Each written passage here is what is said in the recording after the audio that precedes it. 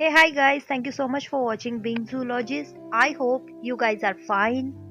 So, here I just want to share with you a couple of things which I heard from your side.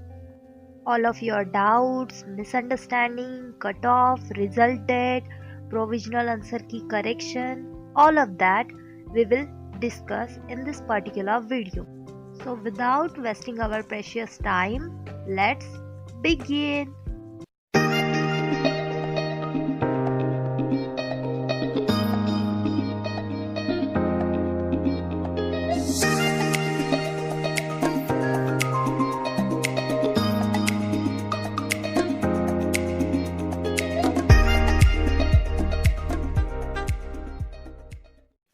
So guys, जिस तरह का आपका feedback आया है उस हिसाब से so many of you are worried about cut off, right? So let me tell you this, the level of question paper was moderate. Okay, ज़्यादा डिफ़िकल्ट भी नहीं था, बहुत हाई फाई क्वेश्चंस भी नहीं थे और ज़्यादा इजी भी नहीं था. तो भाई क्वेश्चन पेपर ही मॉडरेट लेवल का आया है तो ऑब्वियसली उसका कट ऑफ भी जो है वो मॉडरेट लेवल का ही होगा, right? So according to me the cut off should be in between 50 to 55% for general category. Alright, so 50 to 55% general category के लिए होगा. So here in this particular chart you can see that JRF के लिए और LS के लिए कितना cut off जाएगा फॉर नवंबर 2020. ठीक है, तो यहाँ से आप लोग अपना स्कोर जो है वो कंपेयर कर सकते हैं. सो ये हो गई हमारी कट ऑफ की बात. आगे बढ़ते हैं रिजल्ट का डेट. तो guys hopefully last week of December तक आपका रिजल्ट आ जाएगा, so don't worry about that. So guys जिनको लगता है कि इस बार हम लोगों का CSIR निकल जाएगा तो कॉन्ग्रेचुलेशंस फ्रॉम माय साइड. और आप लोग जो है वो अभी टाइम पास मत करो. This huge time you should utilize for your preparation. अभी प्रिपरेशन किस चीज़ का करना है आप लोगों को? आप लोगों को इंटरव्यू के लिए खुद को प्रिपेयर करना है. ठीक है, कि बस क्रैक कर लिया और ख़त्म बात, तो ऐसा नहीं होता है. इसके बाद भी बहुत सारे स्टेप्स होते हैं. उसके बाद जाके हम लोगों को एडमिशन मिलता है PhD के लिए. So you should prepare your self for PhD.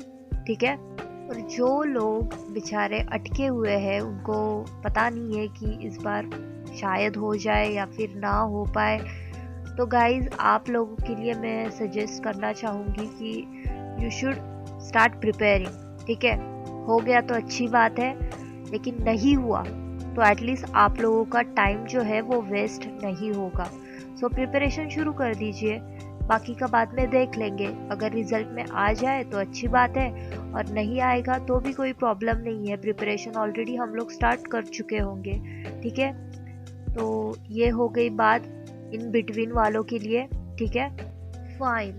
तो अभी हम लोग बात करते हैं प्रोविजनल आंसर की.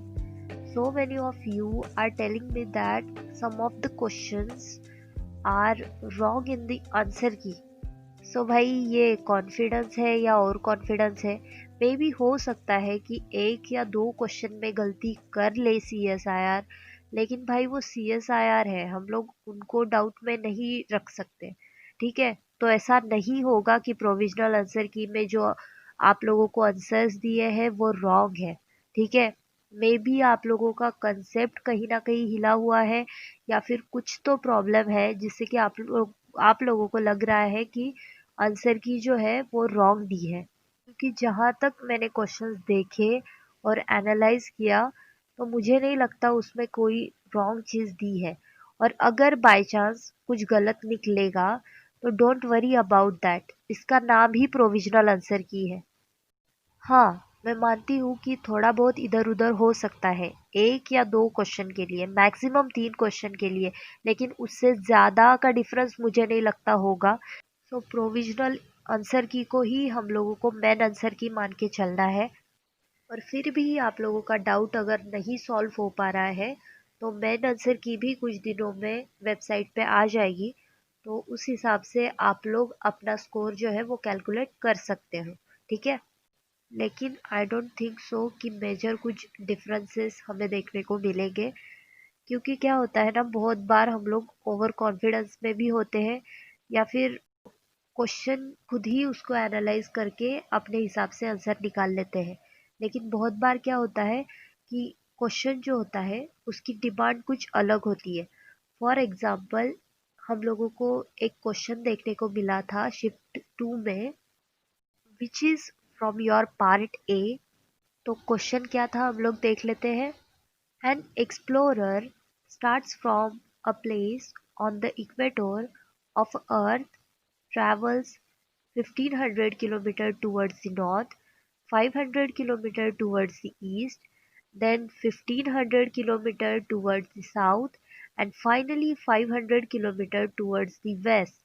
ठीक है, he ends at the place, और हम लोगों को बताना है कि वो कहाँ जाके रुकेगा या फिर एंड करेगा। तो most of you have tell me that ma'am answer should be exactly where he started, ये होना चाहिए, that is option number A. लेकिन प्रोविजनल आंसर की में इसका आंसर दिया है B, to the east of where he started. जब पहली बार मैंने सॉल्व किया तो मेरा भी आंसर यही आया था कि एग्जैक्टली वेयर ही स्टार्टेड यही आंसर होना चाहिए। लेकिन बहुत बार हम लोग क्या करते हैं, हड़बड़ी में गड़बड़ी कर देते हैं, सिली मिस्टेक्स बहुत बार हम लोग कर देते हैं। प्रोविजनल आंसर की देखने के बाद मुझे समझ में आया कि हम लोगों ने सिली मिस्टेक क्या की है यहाँ पे, इक्वेटर ऑफ द अर्थ देखा ही नहीं, बस इक्वेटर देख लिया, पेज में डायग्राम बना लिया एंड डन। डायग्राम को देख के हम लोगों को कॉन्फिडेंस आ गया कि नहीं, मेरा आंसर तो 100% करेक्ट ही है। लेकिन यहाँ पे हम लोगों को फोकस क्या करनी है चीज, कि इक्वेटर ऑफ द अर्थ पूछा है, तो हम लोगों को ग्लोब के बारे में सोचना है। और जब हम लोग ग्लोब को कंसिडर करते हैं तो वहाँ पे लैटिट्यूड और अल्टीट्यूड ये दोनों चीज़ें भी एडअप हो जाती है। वो दोनों चीज़ कंसिडर करने के बाद your answer should B option number 2। तो ये सिली मिस्टेक हम लोग करते हैं ड्यूरिंग आवर एग्जाम, क्योंकि फ्रस्ट्रेटेड होते हैं, टेंशन होता है, और ये छोटी छोटी चीज़ें दिमाग से निकल जाती है, और फिर हम लोगों को प्रोविजनल आंसर की जो है वो गलत लगने लगती है। लेकिन इट्स ओके, इस गलती से हम लोगों ने हमारी सीख जो है वो ले ली।